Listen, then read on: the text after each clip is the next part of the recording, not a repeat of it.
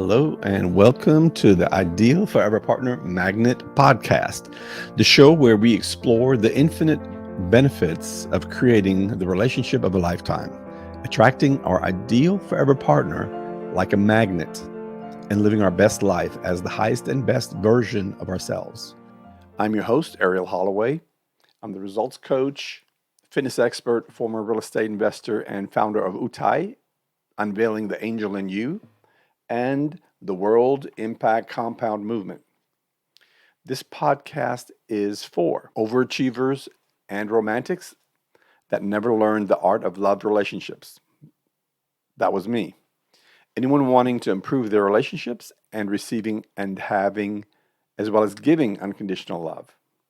And it is also for couples who want to strengthen their existing relationship and take it to an even greater level. The greatest change we make in ourselves in our lifetime is committing with our ideal forever partner, IFP for short. The biggest impact I can make in someone's life is to teach them how to manifest their ideal forever partner. So with this podcast, I'm dedicating to help souls around the world wake up to who you really are and what you really want in life, helping you on your path of learning about unconditional love by creating significant epic relationships that generate happy memories. Stay tuned because you won't want to miss the game-changing advice we're about to share on this awesome journey. What will it take to manifest my ideal forever partner, and why isn't this second nature to me? That's our topic for the day. Arell's Golden Nugget. The greater we become at change, the more epic our life becomes. Committing to train yourself to be the highest and best version of you every day, self-transformation with your goal being the highest and best version of yourself, benefits you being the highest and best version of yourself, which leads to your living your best life, attracting your ideal forever partner like a magnet. Training to be your highest and best version of yourself immediately puts you in the position of your, I abbreviate as have boy. Have is highest and best version of you. Because being the highest and best version of you today may not be the same thing tomorrow. The key is stepping into this mentality, which can immediately make you eligible for your IFP, because being willing to always be your highest and best version of you is one of the greatest qualities anyone, including an IFP, can ever ask for. Think about it. Who would you rather be in a relationship with? Would you rather be in a relationship with someone that is got their heels dug in the sand and they won't budge? Or would you rather be in a relationship with someone that has an open mind and is willing to consider that they could be wrong about anything and are willing to do whatever it takes to make the relationship work? B is someone that's going to work for you to have a relationship with. If your IFP has the mentality to always be their best as you do, then your relationship will only grow in leaps and bounds. Can you see the power in this mentality? Will all IFPs be okay with me now as long as I have the mentality of training to be my... This may not be acceptable for everyone. Some IFPs may want you to be in excellent habit period of doing so. Others may want you to have experienced certain milestones. The good news is that your IF is your choice and it is your timeline.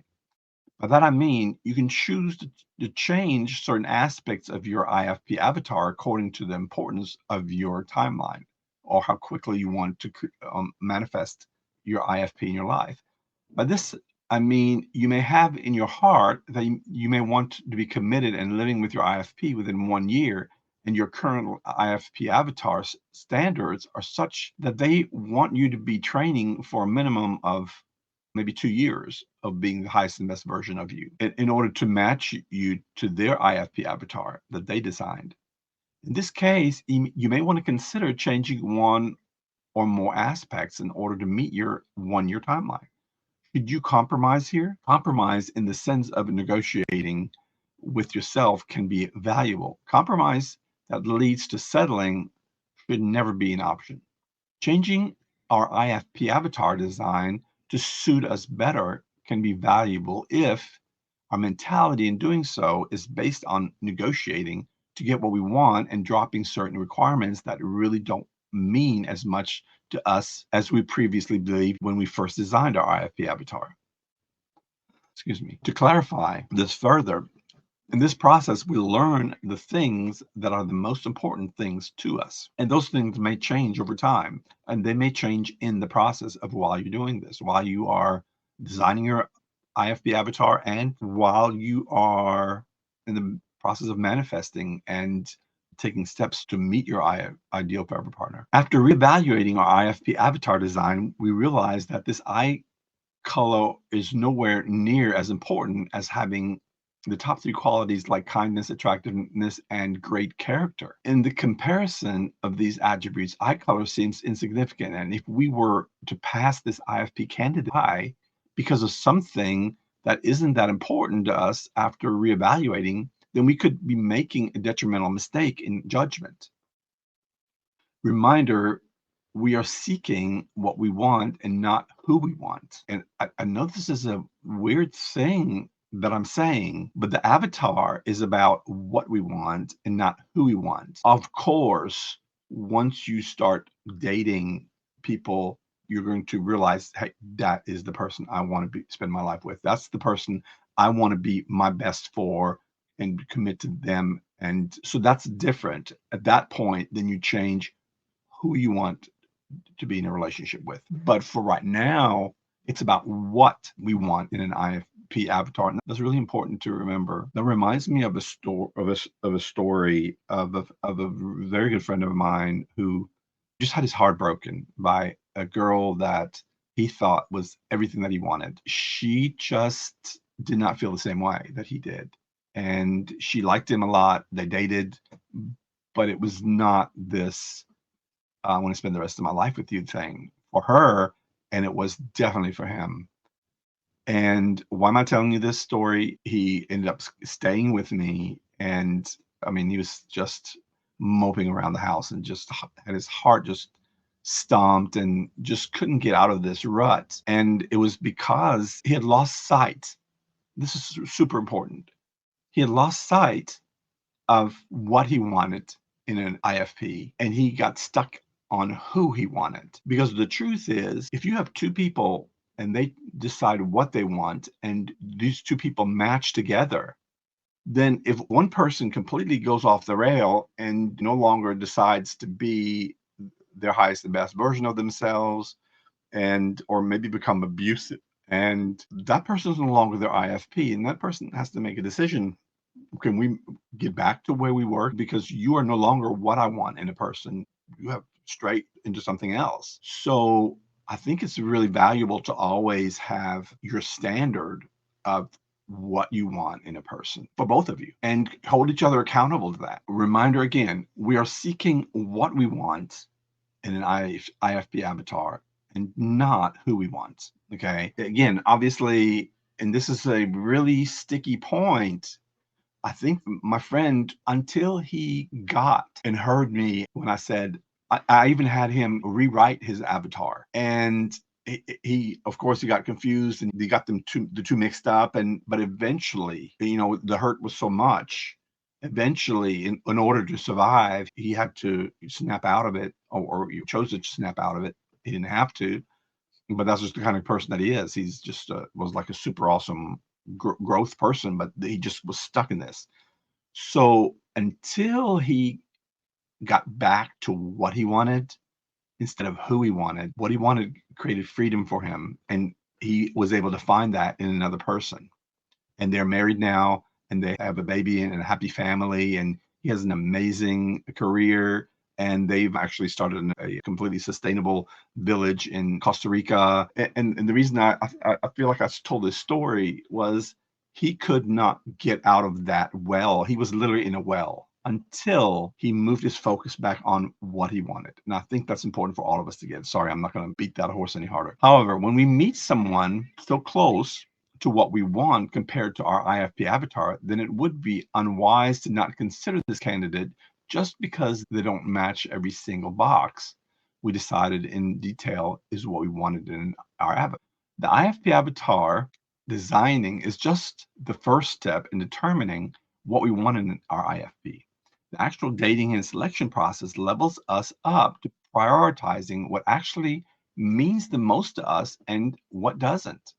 So we're going to constantly transmute that avatar because, you know, if you've never had a person with this particular characteristic, and then or been with this a person with this particular characteristic, and you thought that's what you wanted, but you actually start dating this person, and this person, this characteristics drives you crazy. Sometimes we don't know that until we actually experience it. This process is a powerful tool in manifesting our ideal forever partner and creates our standard to keep focus on, to assure we keep our eye on the thing we want, not who we want, to keep an eye on what we want.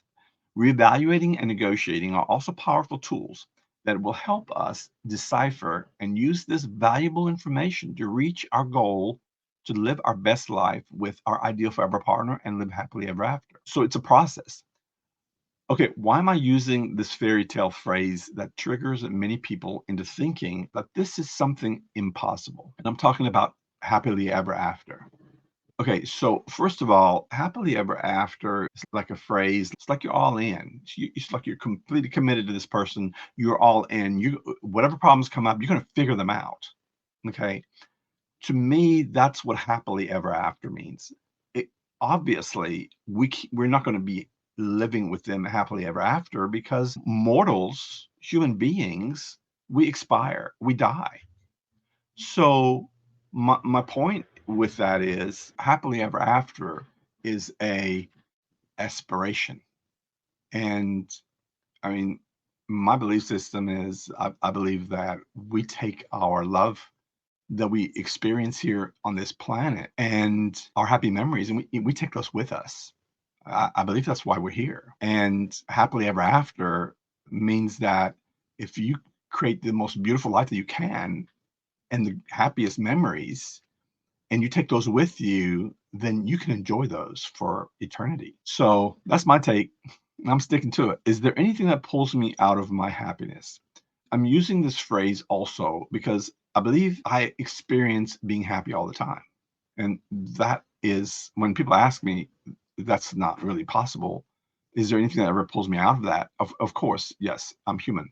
But making up my mind to be happy all the time is a goal and is my standard that I've created. And believe me, it took much training to get to that point because I was not in a great place until I worked with my spiritual mentor for 8.5 years. And it took that long to reprogram myself. But I'm training myself to be happy every moment of my life, all the time. I'm in that training all the time. With this mentality, I'm happy as astronomically percentage of my life that I could be. This doesn't mean perfect is always being happy and never coming out of this. It's about the mentality of choosing to be happy all the time. Like you are focusing on and manifesting your ideal forever partner, and this is giving you a standard upon which you want to create your life. I also set a standard for myself to strive to be happy all the time because not being happy is not valuable in my opinion. I feel being unhappy is a waste of time, or is a waste of my time. If someone close to me passed away, would I still be happy?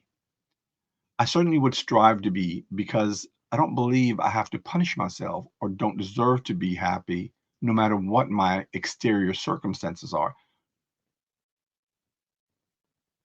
I also believe that being happy, even through the passing of a close friend or even a family member, enables me to be stronger and better support for those that may have a hard time with this death. And it's easier for me to get through this because choosing to be happy is not hurting that person that passed away. It's just giving me an opportunity to manage that better. I'm also able to see clear and focus on my happy memory of the person close to me that passed. Instead of grief and sadness, I can recollect happy memories. I share this with loved ones and remind others of the same and move their grief off of the loss of their loved one and onto the beautiful memories of their life while they were here and living. Finally, by staying in happiness, I'm able to step past the grief and straight into the love, which helps me with physical loss of my loved one. And the love reminds me of the value, significance, and importance of their life. And the love keeps me warm and sees me through the physical experience without them from this point forth.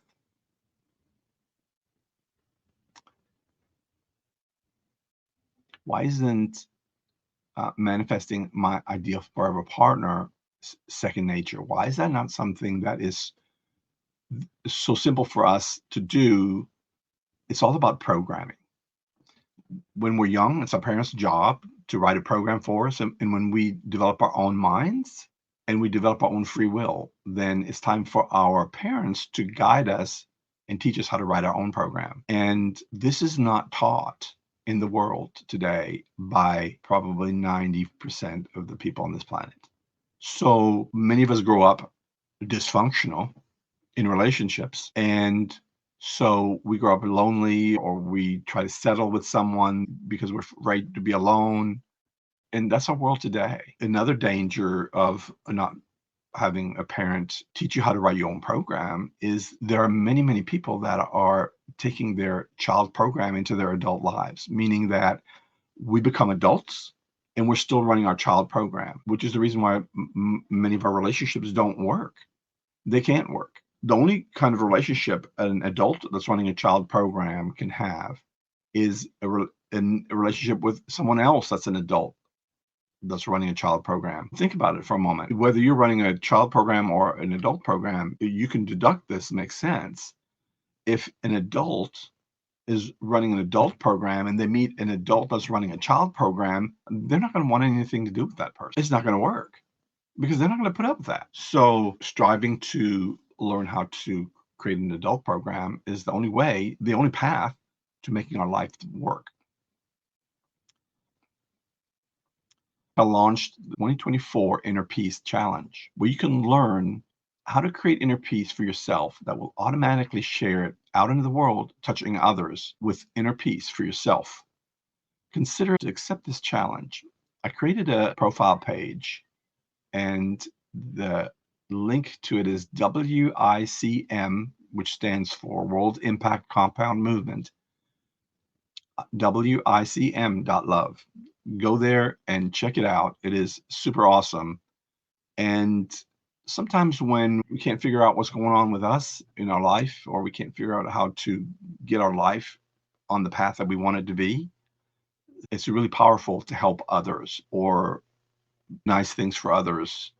And it takes it off of us, and it gives us a perspective, and it reminds us that we're human beings and the incredible, not just the abilities that we have, but also the beauty of our nature, which is to love and nurture people. This challenge is free, and it came from a huge download that I had on one Christmas that I was visiting a family member that was not well, and I ended up just by myself on Christmas. And literally all of a sudden I just got this download, and I just started writing and just started writing. I mean, just it was just literally just pouring out of me like 4 5 hours. It was a massive download. And this challenge is about this download. The challenge is about what's going on in our world. For years and years we have believed that we can create peace with more strength, with more power, with more fighting, with bigger weapons. And that's just not true. And this was heavy on my mind when I got this download. And I wanted to understand how we could create world peace. It's such a discouraging thing when we think about world peace. It's like, how could one person even fathom to try to create world peace? Well, my download was not about creating world peace. My download was about creating inner peace, and the byproduct is world peace. So check it out. It's super awesome. It is something that came through me for this world, and I'm putting it together in a way where I want people to go through this as a challenge, and I want people to get involved in it and get excited about it and realize how much they're getting back from that and actually making a difference. But the thing is, when I create inner peace within myself, I don't have to worry about trying to create peace out in the world. I just need to create peace within myself. If I can encourage someone else to create peace within themselves, and let's say all of a sudden we have 1,000 people that have created peace within themselves, and then all of a sudden we have 10,000 people that have created peace within themselves. And then we have 1,000,000 people that have created peace within themselves. And they've all taken responsibility for their own peace. And they teach other people how to do this. And eventually, if we had everyone on this planet learn how to create inner peace for themselves, there would be world peace. I hope you guys take advantage of that. Thanks for sharing a part of your morning with me. I'm grateful that you did, and I hope that you're more self-aware and evolved since we started about 30 minutes ago.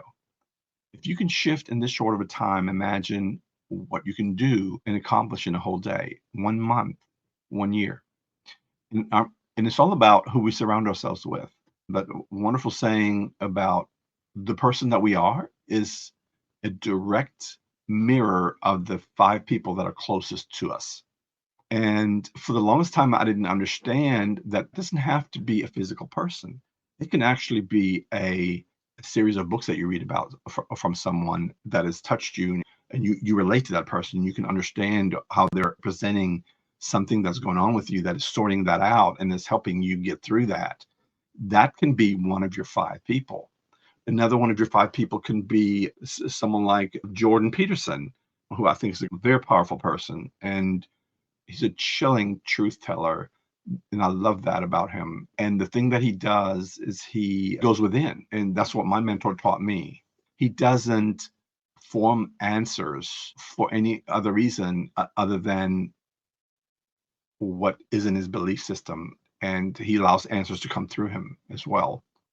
We're infinite beings with infinite possibilities, and that's the truth.